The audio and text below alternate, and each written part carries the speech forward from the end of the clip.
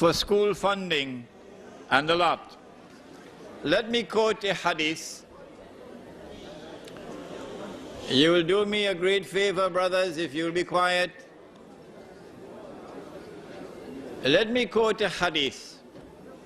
I quoted this hadith in Perth, and a Muslim brother got very angry. But I love him. He recited the Quran very beautifully. He got up and he went after me with very powerful language in Perth. Listen to the hadith. It is in the Sunan of Tirmizi. The question is, why are some ulama behaving in this way? It is in the Sunan of Tirmizi. It is narrated by Ali radiallahu ta'ala anhu. And the Prophet ﷺ said, listen carefully to the hadith, يُوشِكُ أَن يَأْتِيَ عَلَى النَّاسِ زَمَانٍ. It will not be long before that time will come upon us, come upon the people. لَا يَبْقَى مِنَ الْإِسْلَامِ إِلَّا اسْمُ. When nothing will remain of Islam except the name. وَلَا يَبْقَى مِنَ الْقُرْآنِ إِلَّا رَسْمُ. And when nothing will remain of the Quran now except the traces of the writing, namely the guidance which is in the Quran is no longer applied in society. People are not bothering about it. مَسَاجِدُهُمْ آمِرَةٌ وَهِيَ خَرَابٌ مِنَ الْهُدَى. When that time comes, then those people amongst whom nothing now remains of Islam except the name, their masajid would be 5-star. You know what's a 5-star masjid? But totally devoid of guidance. Those people. Not all. Ulama'uhum. Their ulama. Not all the ulama. Their ulama. عُلَمَاؤُهُمْ شَرُّ النَّاسِ مِمَّنْ تَحْتَ أَدِيمِ السَّمَاءِ. Their ulama would be the worst people beneath the sky. مِنْ عِنْدِهِمْ تَخْرُجُ الْفِتْنَةِ وَفِيهِمْ تَعُودُ. They will be the centers of fitna, a test and a trial for a people, corrupting the people. And so, if you share with me the belief which I have, that we are living in that age today, it is now absolutely imperative for us to seek to make a distinction between those who are the true ulama and those who are now the worst people beneath the sky. Islamic banking systems and projects seem to fail in Pakistan, South Africa, elsewhere. Even the Saudis are now borrowing from the IMF. Is there no way for Muslim billionaires, princes and sultans to bring the true Islamic banking to the masses? I have already spoken on this subject.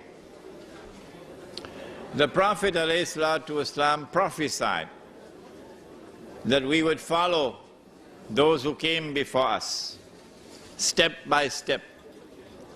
And even if they were to go down into a lizard's hole, he said, we will follow them into the lizard's hole. So they asked, O Messenger of Allah, who are you talking about, the Jews and the Christians? He said, who else? The Jews, long before this, established this banking system which today we call Islamic banking. What Islamic banks are doing around the world is lending money on interest and disguising it as a sale. Yes? I have explained in other lectures how this so-called murabaha operates. I don't think it's necessary for me to repeat it here tonight. Oh yes, we have the videos at the back on the subject of riba, which will explain to you how what they call murabaha is not murabaha, it's false. It is riba. But it's not riba through the front door. It's riba through the back door. And you can tell them, Imran Hosein said, it stinks. It's worse than riba from the front door. And they should be ashamed of themselves for this riba through the back door, the so-called Islamic banking system. However, when an Islamic bank is engaged in transactions which are halal, and they do have transactions which are halal, then that is beneficial. What we should do is to try to encourage them to make all of their transactions halal. But guess what's going to happen?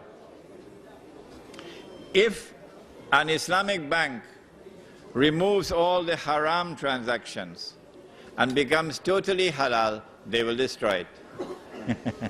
Yes, it will be destroyed. It will not be allowed to survive. Yeah.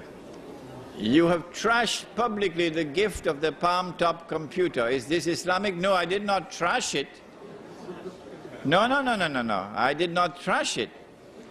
I said if something is not of use to you, it has no utility for you, it is better to use that money, those resources that Allah has provided for you, use it in a manner which is productive.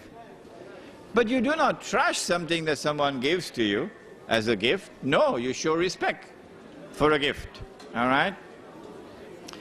The people in Cape Town who are known for their hospitality would be ashamed to hear you mock and make fun and laugh at their way of life, their homes and their mosques, and you say that you're going back to Cape Town to apologize, I hope? No. I have told them in South Africa what I told you here tonight. Yes. It is not an Imran Hosein with double standards, no. I have found a lot of Islam in South Africa. I have found a Muslim community in South Africa in which I have very great pride. Much better Muslims than I've found in many other parts of the world in South Africa. However, I have said to them that it is something extremely dangerous to have a black woman as a domestic servant in every home. Extremely dangerous. That it will be in your interest to try to build a multi-racial fraternity in a Muslim village, where the black and the white and the brown and the yellow will live as a family. And the South African Muslim community has responded positively to that. And there are many now who are actively trying to establish the Muslim village in South Africa, which will bring all the races together as one family. If this is not done, then there is very grave danger awaiting the Muslim community in South Africa. Can we restore the Sunnah money individually in our daily businesses? My opinion is no. What can we do right now about using Sunnah money in today's society? The only answer that I have is that you cannot do it at the macro level. The only possible response that can succeed is the micro level, and that is the Muslim village with a Muslim market. This is the only response I'm capable of. But if now that you have been taught the subject, if you have a better response, please share it with me in an email.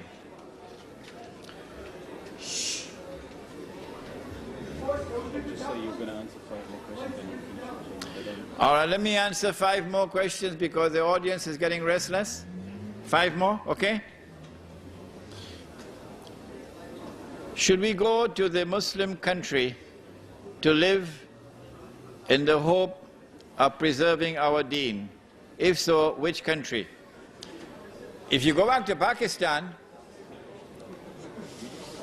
and you go to the cities of Pakistan,